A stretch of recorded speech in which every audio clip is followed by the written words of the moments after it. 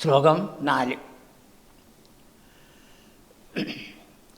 മഹാജലപ്രതിമതനോർഗുഹാനിഭ പ്രസാരിതപ്രതിതമുഖസ്യ കാനനേ. ഇവൻ്റെ ശരീരം എങ്ങനെയുണ്ട്? അജലം. അജലം പർവ്വതം, വലിയൊരു പർവ്വതത്തിന് പ്രതിമ തുല്യം, വലിയൊരു പർവ്വതം പോലെ ഉള്ള തനോ ശരീരം. ആ ശരീരത്തിൻ്റെ ഉള്ളിൽ അവൻ വായു പൊളിച്ചതായ സമയത്ത് വലിയൊരു ഗുഹ. ആ ഗുഹാനിഭ, ആ ഒരു ഗുഹ പോലെ അവൻ പ്രസാരിതപ്രതിതമുഖസ്യ, തൻ്റെ മുഖത്തിനെ, ആ വായിനെ അങ്ങോട്ട് പൊളിച്ച് കിടന്നു. പ്രസാരിതം നീട്ടിക്കൊണ്ട്, വായിനെ മുഴുവൻ തുറന്ന് നാക്കിനെ നീട്ടിക്കൊണ്ട്. പ്രഥിതം വിസ്തൃതം, വളരെ വലിയൊരു മുഖമായിരുന്നു അത്. ഇവൻ്റെ ശരീരം തന്നെ വലുത്, അതിൻ്റെ മുൻഭാഗത്തായിട്ട് വലുതായ ഒരു ഗുഹ പോലെ, ഗുഹാനിഭ. അങ്ങനെ കാനനത്തിൽ അവൻ കടന്നു. മുഖോദരം വിഹരണ കൗതുകാഗതാഹ.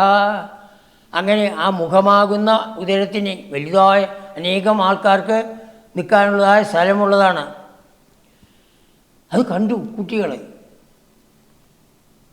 കൃഷ്ണൻ ഓരോ ദിവസം ഓരോ വഴിക്കാണല്ലോ കൊണ്ടുവരുന്നത്, ഇതുവരെ ഞാൻ ഇങ്ങനത്തെ കണ്ടിട്ടില്ലല്ലോ എന്ന് ഓരോരുത്തർ പറയാൻ തുടങ്ങി. നമുക്ക് ഗുഹയിലേക്ക് കയറാം. അവരെല്ലാവരും കൂടി തീർച്ചയാക്കി. വിഹരണ കൗതുകാഗതാഹ, കളിക്കണതിലുള്ള താല്പര്യം, കൗതുകം താല്പര്യം. അവരെല്ലാവരും കയറി. ആരൊക്കെ കയറി? കുമാരകാഹ, ആ കുമാരന്മാരെല്ലാവരും.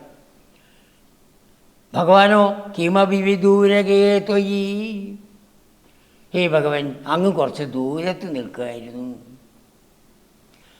ദൂരത്തൊന്നുമല്ല, ഭാഗവതം പറയുന്നത് അടുത്ത് തന്നെയുണ്ട്, അടുത്ത് തന്നെയാണ് ഭഗവാൻ നിൽക്കുന്നത്.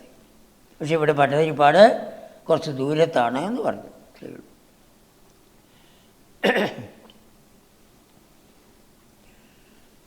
വലുതായ ശരീരം, വലിയ പർവ്വതം പോലെയുള്ളതായ ശരീരം, ആ ശരീരം കൊണ്ട് വഴി മുഴുവൻ തടഞ്ഞു. ആർക്കും ആ വഴിക്ക് പ്രവേശിക്കാൻ സാധിക്കില്ല എന്ന് മാത്രമല്ല, ആരൊക്കെ വരുന്നുവോ അവരെ വിഴുങ്ങാൻ വേണ്ടി തൻ്റെ മുഖത്തിനെ പൊളിച്ചുകൊണ്ട്, വായിനെ പൊളിച്ചുകൊണ്ട്, സംസ്കൃതത്തിൽ മുഖം എന്ന് പറഞ്ഞാൽ വായയെ പൊളിച്ചുകൊണ്ട്, നാക്ക് നീട്ടിക്കൊണ്ട് കടന്നു. അപ്പോൾ കയറി പോകാൻ നല്ലതായൊരു വഴിയുണ്ട്, അതിൽ കൂടി കയറി പോകാം എന്ന് കുട്ടികളെല്ലാവരും കൂടി തീർച്ചയാക്കി. അവർ കയറി. എപ്പോൾ അവർ കയറുന്നു, പശുക്കളും കൂടെ കയറി, പശുക്കുട്ടികളും കൂടെ കയറി. അങ്ങനെ പശുക്കുട്ടികളും കുമാരന്മാരും അതിൻ്റെ ഉള്ളിലേക്ക് കയറി. ഭഗവാനോ കുറച്ച് ദൂരത്ത് നിൽക്കണു. അങ്ങനെ അഘാസുരൻ്റെ വധത്തിനുള്ളതായ സമയമാവണു.